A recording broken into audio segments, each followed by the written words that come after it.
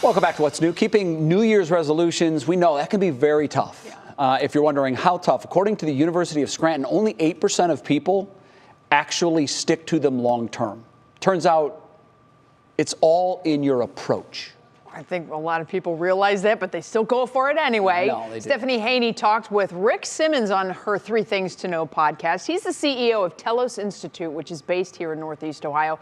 Calls himself the change agent. I like that. I do Stephanie, too. what did he say about how to make changes last? Well, you know, Betsy, he says is all about this idea of liminal space, which he explains in great detail in his new book. It's called Unleashed. And he tells me the pandemic is a period of liminal space that we need to embrace.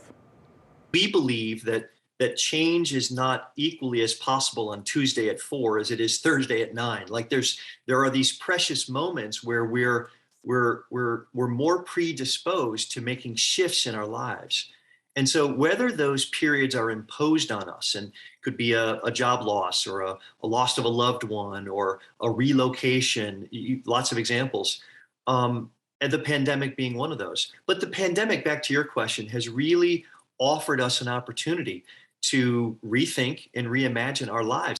Now, Rick makes a great point that a lot of times we have to look back on these periods of discontinuity, this liminal space, to get to that aha moment and open our eyes to that possibility of change. But the real sweet spot, Jay and Betsy, is when we can recognize it as it's happening when we're already uncomfortable.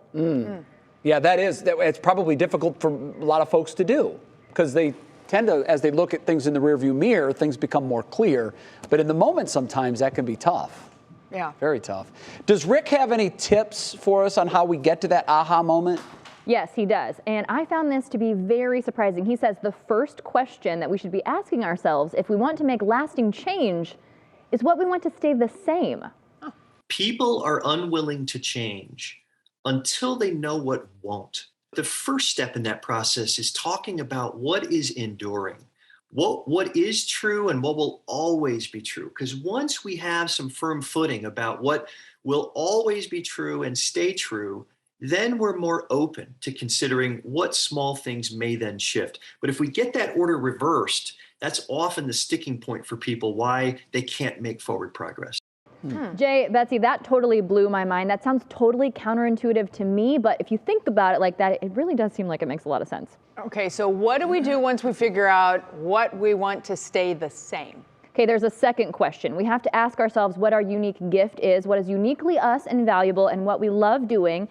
And then when we find out what that is, that'll help us be grounded and help propel us forward. All right, very interesting stuff. Stephanie, where can people find this episode of the 3 Things to Know podcast? Rick has so many great ideas, and we really do get into this concept of liminal space in detail. So for that full conversation, you can find it on all podcast platforms. It's on the WKYC YouTube page and also now on the WKYC Instagram page.